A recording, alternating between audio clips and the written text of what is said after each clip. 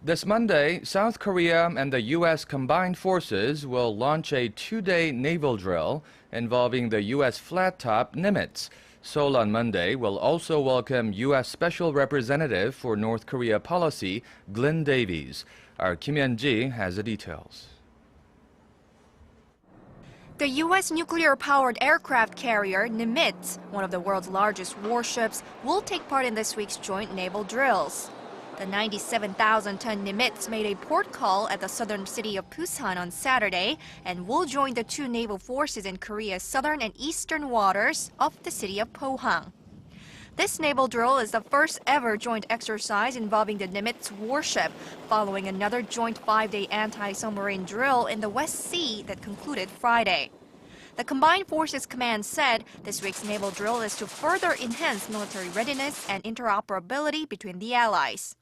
Rear Admiral Michael White, commander of the Nimitz strike group, stressed that the scheduled naval drill is part of routine training and that the two navies perform 15 to 16 joint exercises a year.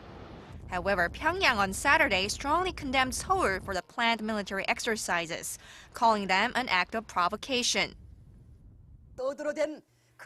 South Korean President Park Geun-hye talked about the so-called trust politic and bringing about peace in Northeast Asia while in Washington.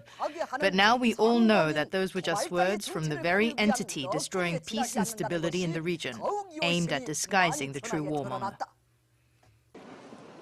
Meanwhile, U.S. Special Representative for North Korea Policy, Glyn Davies, is set to visit Seoul, Beijing, and Tokyo this week.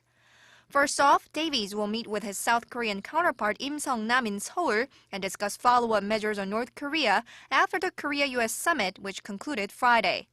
The U.S. ambassador will then visit Beijing to sit down with his Chinese counterpart, Wu Da-wei, and wrap up his Asia tour with a visit to Tokyo. Before the start of his Asia tour, Davies stressed the importance of close cooperation among the three countries, saying that Washington has still not given up on finding a solution based on peaceful and diplomatic efforts. Kim Yeon-ji, Arirang News.